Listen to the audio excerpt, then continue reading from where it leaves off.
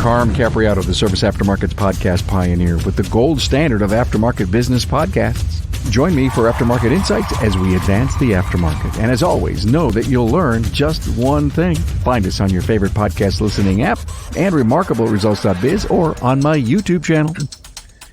Hey everybody, Carm Capriato, another Town Hall Academy where we take a single subject each and every week in the industry and we kind of jump all over it and tear it apart along with my guests who are going to be introduced here in a second.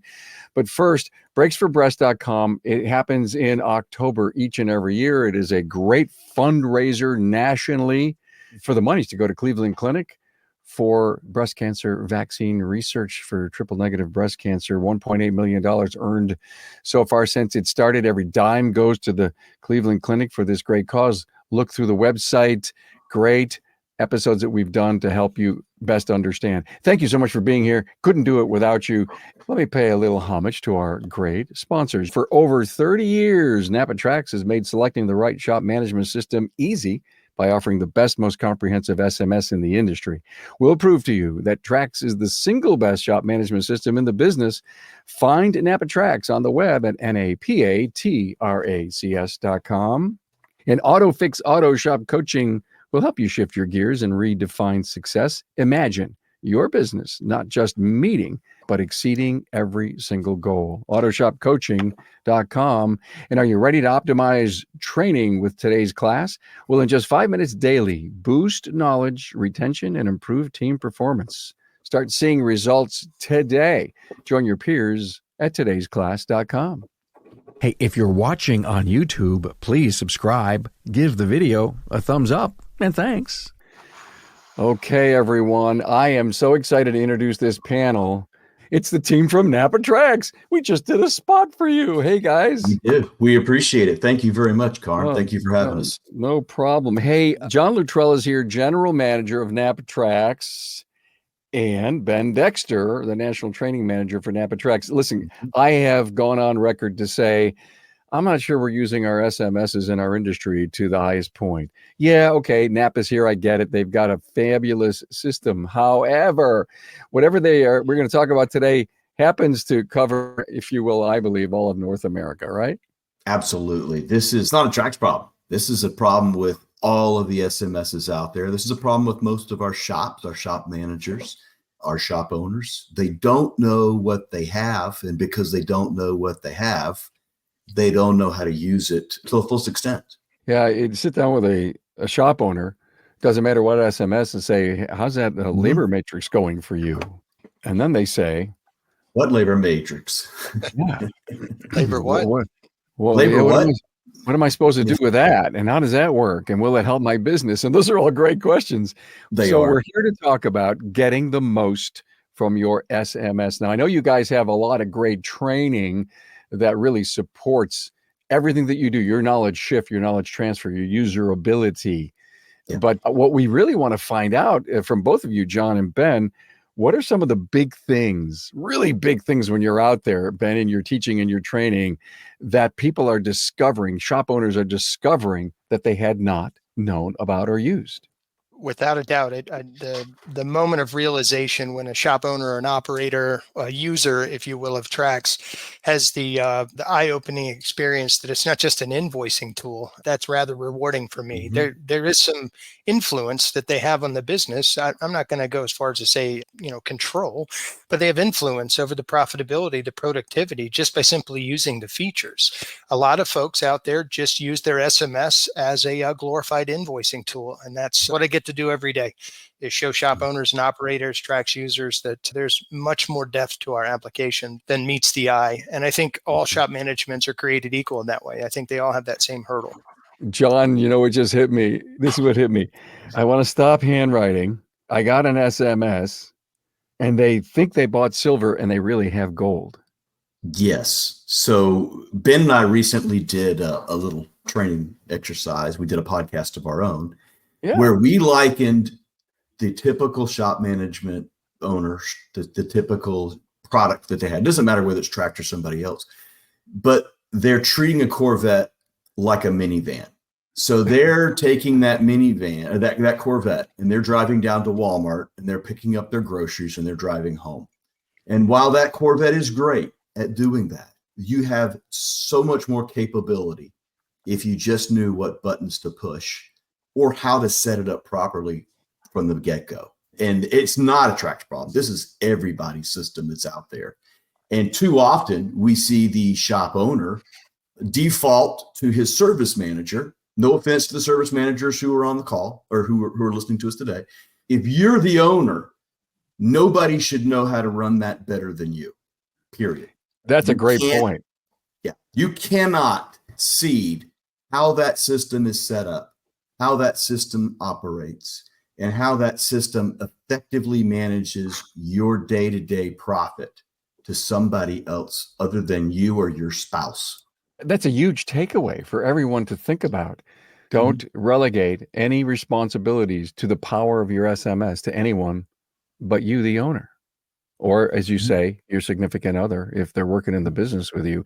But what if I had a great general manager and I said, hey, this isn't my cup of tea, learn it. And everything you learned, I want to know what you're learning. Absolutely. It works too, yeah. I lived that example, Carm. The owners that I worked for when I was a TRACS customer were largely that way. They used it up to a certain amount, at a certain level that satisfied them. And when I came on board, I used it at that level. And then I said, well, hey, what is this over here? And how does this work? And what does that do? And at that point, they relied on me to advance my understanding and application of what I've learned. And I would just let them know what I did. But John's exactly right. If somebody's not 100% involved in the process, they're going to have a hard leading by example when they don't know. Absentee owners, I think, are the greatest example of, I put a mid-level hourly employee that's a service writer, and I'm entrusting my business, my livelihood to this individual. I think we talked about this before, John. It's the tail wagging the dog. That person in the business essentially because they have the power of their own limitations. So this is a great topic. I did listen to your. Go ahead, John. I was going to say, and while it's an effective practice. I own the shop. Ben's my general manager. I trust Ben like I trust myself. But what happens when Ben goes on vacation? What happens when the guys down the street hire Ben away? Ben's been with me now 10 years, right? I've always got to fight the fact that there's somebody else that wants that Ben Dexter from me to go to work for him. And when that happens, the question really is, okay, I'm right back to, I don't even know how he set it up. I don't even effectively understand why he did what he was doing in a lot of cases. So just something to think about. Great point. I did listen to your NAPA TRACS podcast. Nice job, guys. It was well done. But I got to go back to the Corvette minivan example. I think this could be the most powerful takeaway from this episode. And here's how I'm thinking about it.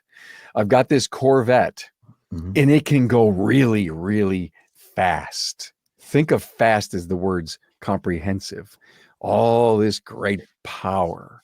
Yeah. And I have this piece of software and I'm only pressing the pedal to 25 miles per hour and it can go so much faster. I'm a little afraid. I'm not sure I'm ready for that inertia thing to happen. And that's where I believe all this training, all these networking groups, all of this, you got to ask. It's the 20-mile-an-hour Corvette.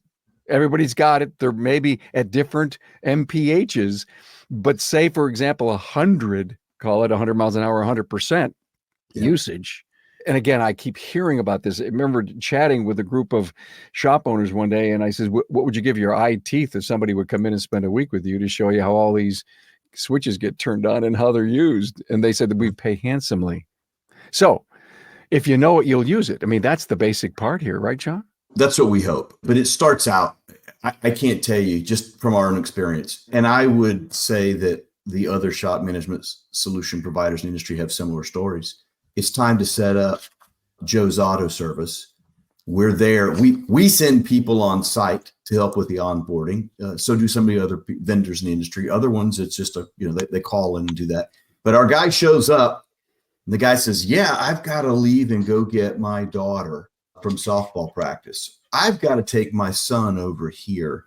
Our person's driven 3, 4, 5 hours to get there to set it up. So as a shop owner, whatever your agreement is to, this is when the training is being done. This is when the installation is being done. This is what we're committing to on our side. Please hold up your end of the bargain as well. Don't miss that opportunity. Don't think, well, I'm just going to learn it on Friday night when nobody's here. It's Tuesday afternoon at 3:00 in the afternoon. I've got something else scheduled. And again, this is just from years of experience. We've seen it over and over and over again, and it needs to change. Challenging some people out there, and I hope you're listening.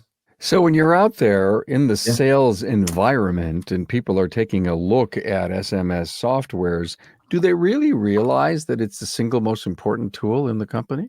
They don't treat it like that. They don't. It is you're right, Carm. It's used on every single vehicle, every time, every car that comes in there goes through that system and run through a process.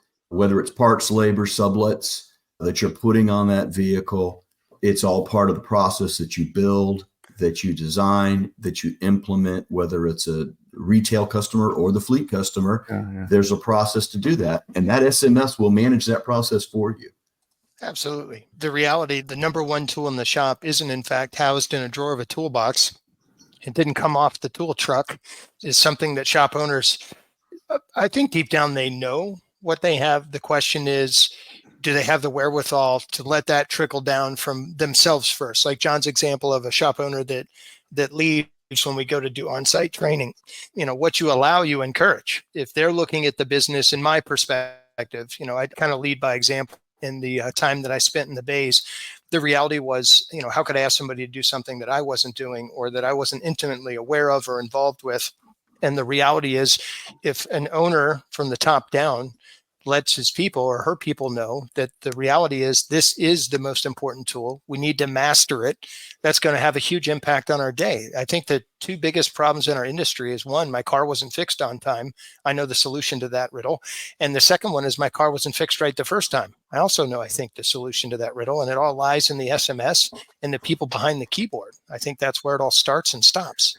I got to tell you, one of the things that you guys are doing as a company, and this is not a super, super duper high five, but it's unique. You're heading out to Omaha tomorrow, Ben, you were telling me, and you're going to get in front of clients. You're going to get in front of non-users. I mean, it's all part of this whole NAPA banner, and you're going to spend time showing TRACS. And if it's not to potential clients, it's the people that currently have it. What I want to know is, and you've been doing these, you said 600-700 people in the last year. That's a wonderful number. What's the big takeaways that they're walking? You see eyes light up, bing, and you're showing stuff. If you could share with us a few of those things that are really helping to shape a business in a much better light for themselves, what are they all excited about? I think the reality of in-person training, it accommodates the three different learning styles. So we have kinesthetic learning, right? They got to put their hands on it. You get visual learners, they can watch it.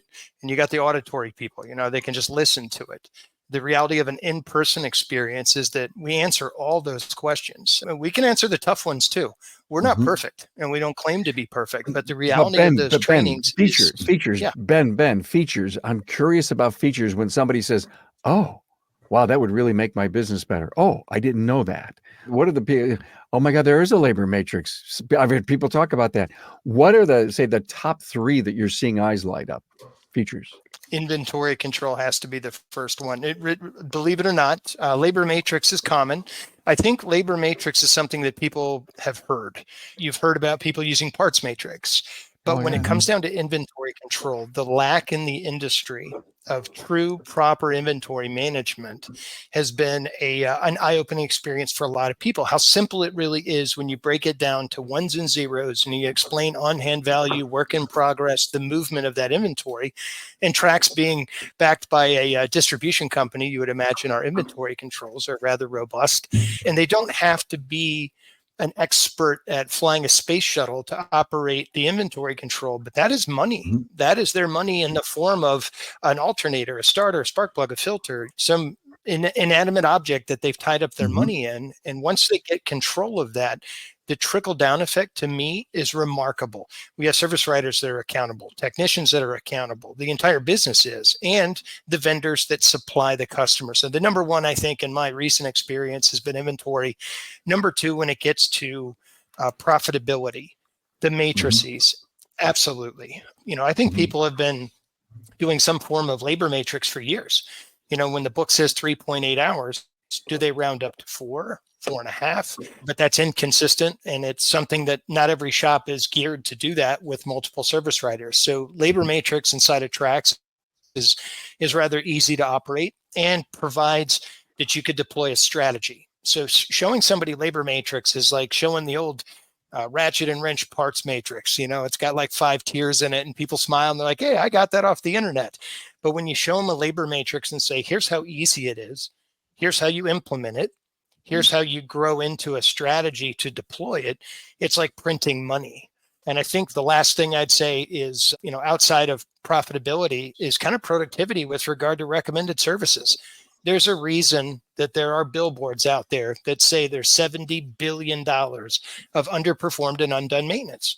We don't know how to present it to the customer. We don't know how to follow back up on that in the future.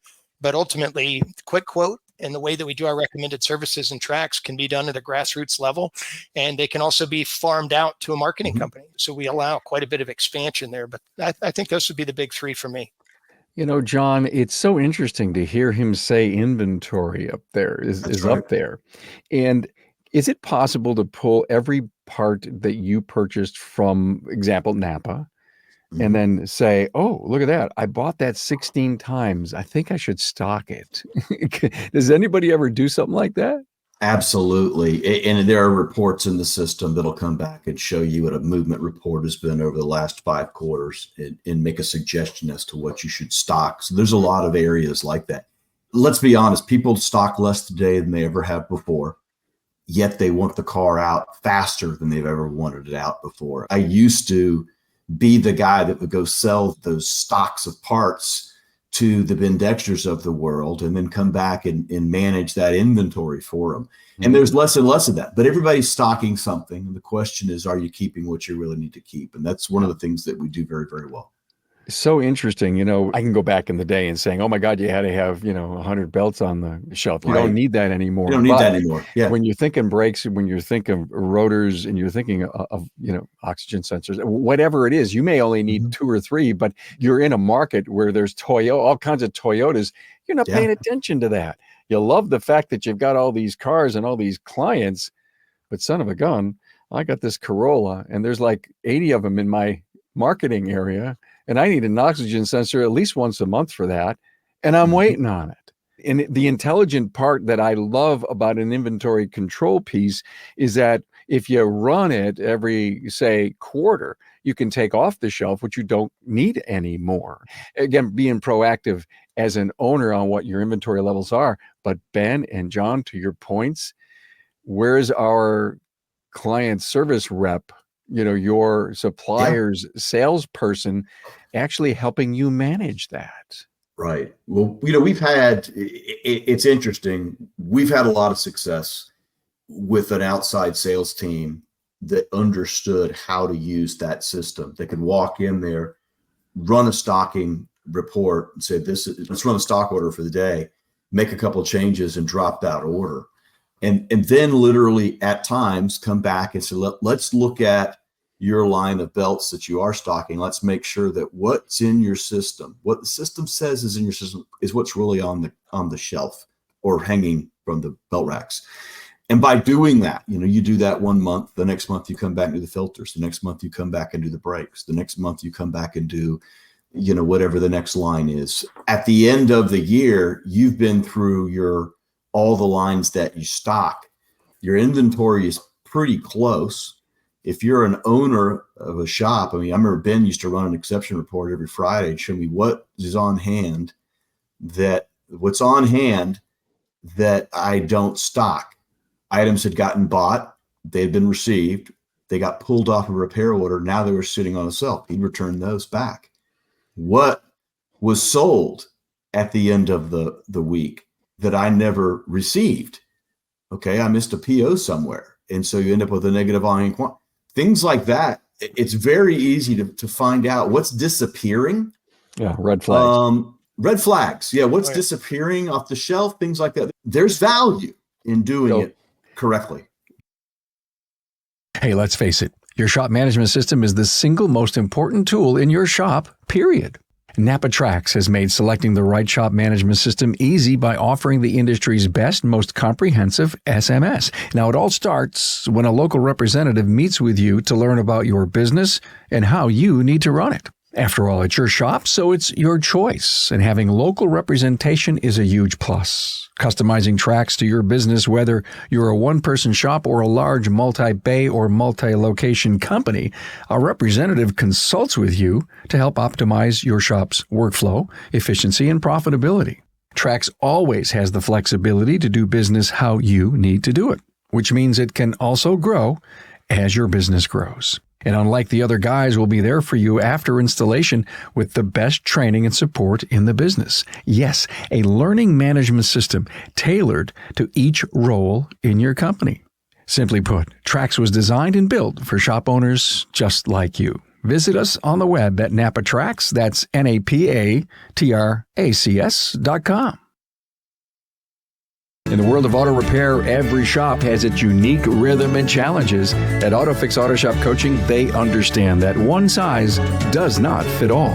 That's why we offer personalized business coaching, tailoring our advice to meet your shop's specific needs. Transform your operations with strategies and tools to streamline your workflow, reduce waste, and skyrocket productivity. And when it comes to the numbers, we've got you covered. Our financial management guidance helps you master your finances from cash flow to profit margins, ensuring your revenue grows stronger.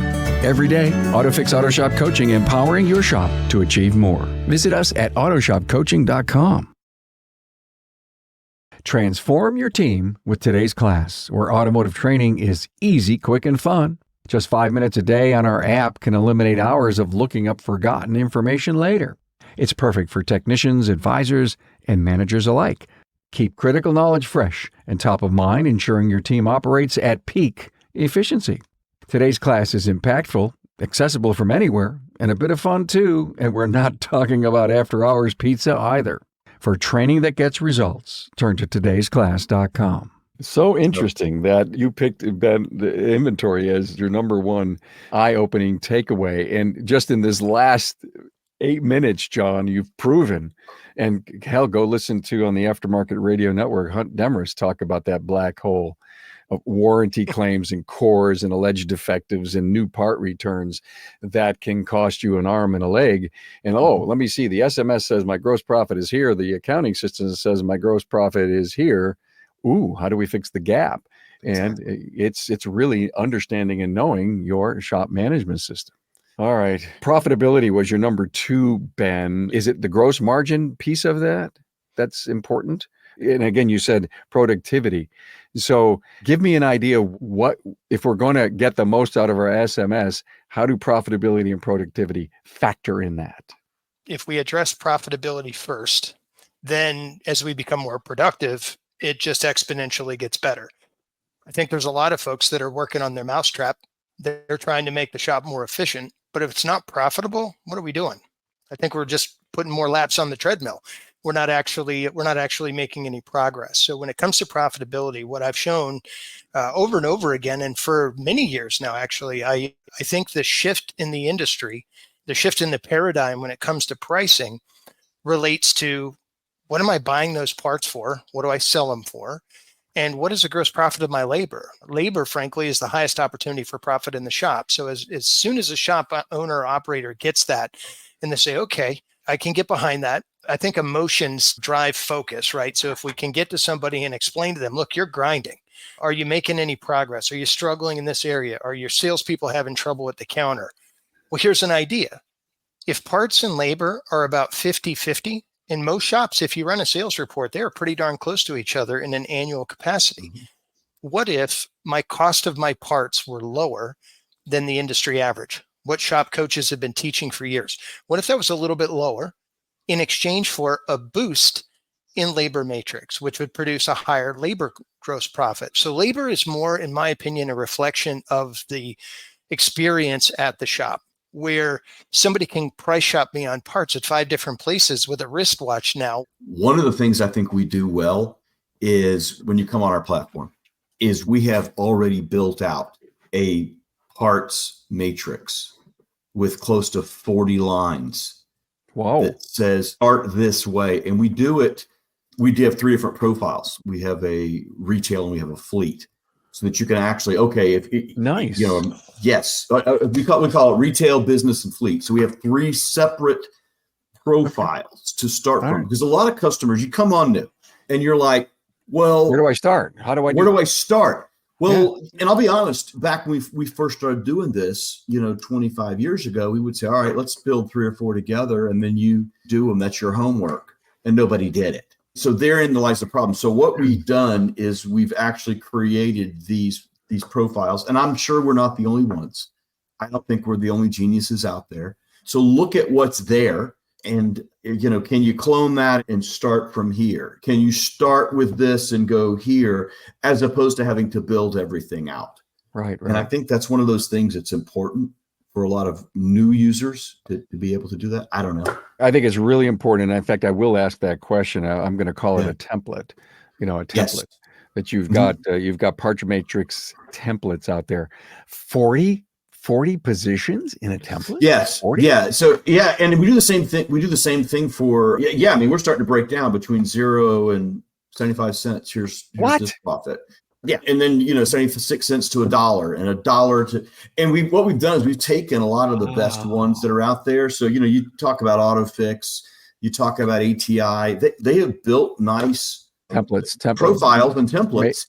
We've incorporated several of those in there that can help guide the user of that platform or user of that system to manage that platform accordingly. So and we've got them for basic, for business, and then fleet. If you're taking care of a guy's 5 trucks, he might be as a business, and the fleet right across the street that has 40 trucks, they get a different profile completely. So guys, tell me about the top reporting that your clients love to get. Share with their people, look at their productivity, there's got to be a daily discipline or maybe a weekly or a monthly. So when our clients that are out there, your TRACS customers, get this software and they say, so what does it tell me? Can I press a button here and what happens? Are you helping them appreciate and understand reporting, Ben?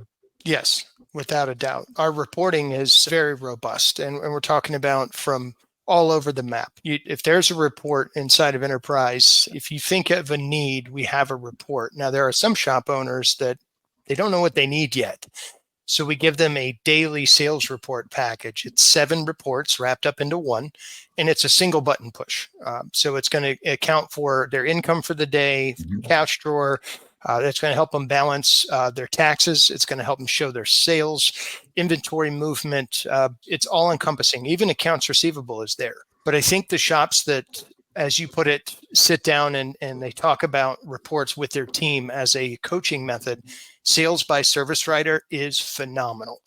That takes the individual service writers and compares them to their peers, and then is a comprehensive type layout. So it shows the total shop performance, and then it shows each individual service writer all the way down to effective labor rate.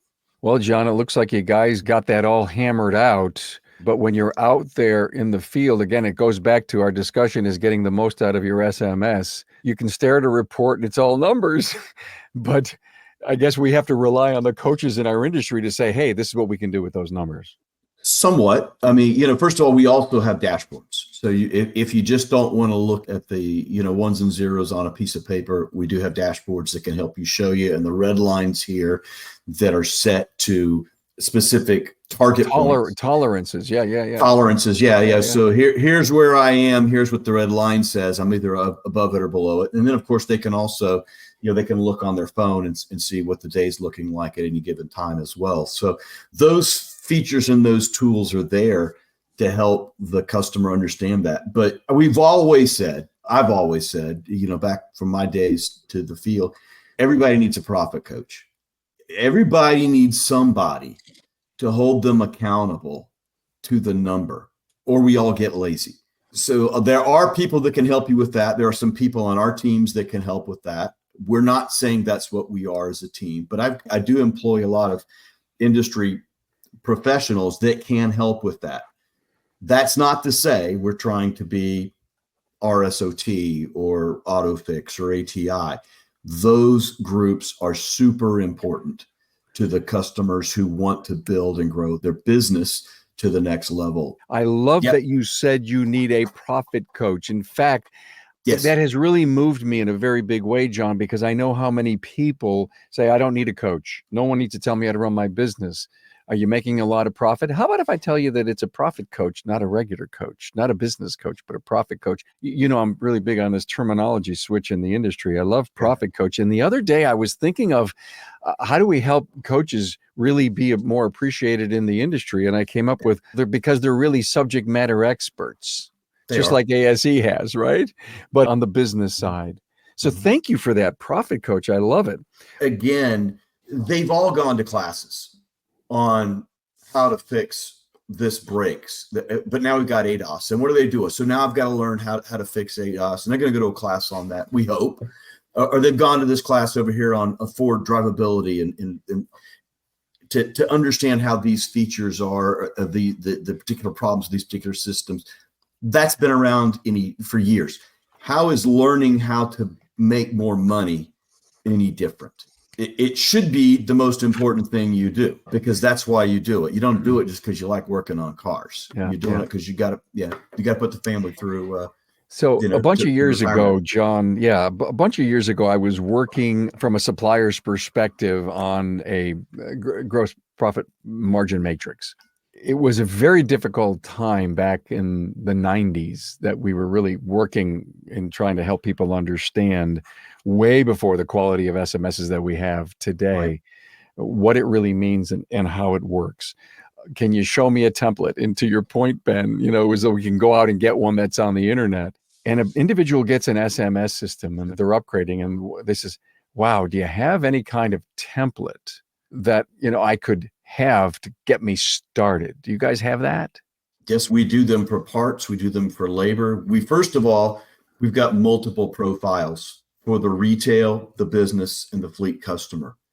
And inside of those, you have pricing profiles and you have labor profiles. These are where the matrices come into place, as well as, well, I want my parts to be this way. I want ignition parts to be this way. I want NAPA belts and hoses to be that way. I want parts from the OE vendor to be another way. And all of those things are also varied based upon acquisition costs. So we start out with pretty intricate templates that then allow you to go and customize those templates to fit your individual need. But it certainly beats the old days of, well, let's show you how to make 3 or 4, rules, and then leave that as homework, which they may or may not do. And then they end up with a very simple catch-all matrix that really didn't affect their profit like they think it could or should. So Ben, do you hear a lot about, thank you for the startup, but oh my God, it's a little heavy. It's a little too layered for me. Can they turn things on and off? Yes, 100% up to the user when they decide to use it. So these templates that John's talking about, we give them to the customers with the software. Whether they use them is up to them.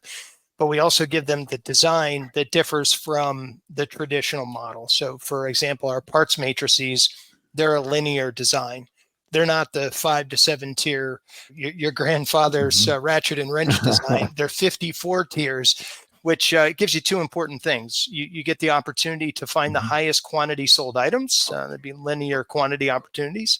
And you get the opportunity for a service writer not to have to move the goalpost, not to have to touch the price. Because the higher you get in that wedding cake style traditional matrix, the harder that GP hits. With regard to our labor matrix options, we have a strategy there. We have items that are guide labor. We all think that's our highest opportunity for labor matrix, but there's also diagnostic and menu rate items where it's a little bit more competitive, but there's still an opportunity to make even a fraction of a percentage adds up over time. So that's the theory behind it. I think it's scientific. It's such as the scientific part of where pricing needs to be, but it also, I think, brings a human element into play. And I always would think that, I've got a big engine job and the owner's at the counter and he just says, well, I'm only going to make, pick a number, $800 on this job, when he really could have made $1,500. For example, had we run all the stuff through the matrix, because it's not just the engine, it's everything else that goes along with it that can help the gross margin on that job. So scientific, brilliantly scientific, and it takes some of that human decision stuff out of the way. That's right. And then you can test and measure it. Absolutely. And it goes back to that whole, you got your coach, and the coach is very concerned about your gross profit on parts. And man, there's your tweaking tool right there. Absolutely. All right. So we talked about inventory, productivity, and one of you guys, and I can't remember who it was, said recommended services. Let's jump in that a little bit and say, where are the eyes lighting up, Ben, when you cover that? The recommended service first is not a 4-letter word. It's not an impossibility. It's not something that has to come with pain and suffering, which many shop owners and operators have dealt with. Nobody likes rejection. Who wants to keep hearing no? And then who wants to be told, you guys, every time I come in here, you make a $500 estimate. I'm not a rolling ATM machine, right? The relationship has a certain sensitivity about it that if we don't recognize that, if we don't have a way to 100% of the time articulate that there is something needed for the vehicle, we're failing our customer, in my opinion, 100%, and we're failing ourselves, the business. How we relate that information, how we present the information is the secret sauce. And I think, naturally, I'm a biased person here. I've been looking at a TRACS screen for over 25 years. We've got a pretty ingenious way to present the recommended services, follow back up with them later, and give the service writer an opportunity to do something that I think most shop management systems do a little bit with recommended services. So I'm not speaking about something that's not maybe commonality, but the reality is the way that we do it in TRACS is it helps identify which customers perceive value when you tell them there's something needed for their car. So that's your cue subliminally that this person's interested. And the only way to build interest and is to create value. So with all SMSs, talking about features and benefits are a big part of it. But recommended services, I think, are one of the underutilized portions of TRACS. But when a shop realizes that, and I'm talking about coast to coast. I've been in the national capacity with TRACS for years, over a decade. Mm-hmm. The reality that I see with most shops is if they're not doing anything with recommended services, they're order takers. They're the Burger King special, right? Do you want fries with that? It's the biggest upgrade they ask for, right? But the reality is if they put their 100% focus on recommended services and they use the features in the SMS, take all of last year's sales and multiply it times 1.27. That's the difference in the money that you could be making on something that is not the 4-letter word dreaded intermittent. There's nothing intermittent about radiator hoses, about doing spark plugs, filters, fluids. Mm-hmm. It's very much the gravy work that a lot of technicians want to see put on their work order. It's what pays the bills. Recommended services, maintenance, really. And I think we fail to appreciate on our own right at our counters that things break down. I mean, I have a furnace that broke down. Furnaces aren't supposed to, you buy a house, the furnace is never supposed to break down, right, John? That's right. Yeah, it's supposed to work forever. The plumbing, let me see, how many faucets have we had? With no maintenance. It's supposed to work forever with no maintenance. Let's be honest. Yeah, forever. Yeah. Anyway, it's kind of tongue in cheek, but once we realize that things need to be done, we rely on that vehicle. And again, it goes back to the safety and reliability thing that I'm not sure that the client appreciates and understands. Hey, look, this was eye-opening. I really appreciate this. We've not really done a show this in-depth on getting the most out of your SMS. Point is you got to you got to listen, you got to try, you have to embrace. What other great adjectives can I come up with to say that here's the greatest tool in your toolbox, but if you don't open the right drawer, put it in the hand that works. These are great metaphors, right? Exactly. And actually do something with it. You're going to just have, let me see, a brick on the wall that never moves. Interesting. And the more mortar you put on it, the worse your business is. Free, flexible, moving, just like all software is today. It does. Yeah. And, there's a new update. What's in the update? Well, God, Ben, I can't imagine how hard you have to work to show people new features all the time. I love doing it. Boy, I can hear How long has that been there? Oh, that's a good question. That's another great question. Yeah. Yeah, 18 months. Yeah, we started that 18 months ago. So, it goes down to, and listen, these aren't, I'm not picking. We've got some absolutely wonderful users of our application. We have people that I think one of the reasons that we've been successful in the industry is we've got a group of passionate users who have helped guide us into what makes the most sense for the group, that has helped us build a platform that works, not just a bunch of people saying, what should we do next? So we've had really good users who helped us do that. But there's so much more for people to learn. And that's why we try to give them training in a lot of different ways. And we just hope that they all take advantage of it. And whatever system you have, find out what they offer and find out how you can take that. And I challenge you to follow their bouncing ball, because I don't think they probably do it as great as us.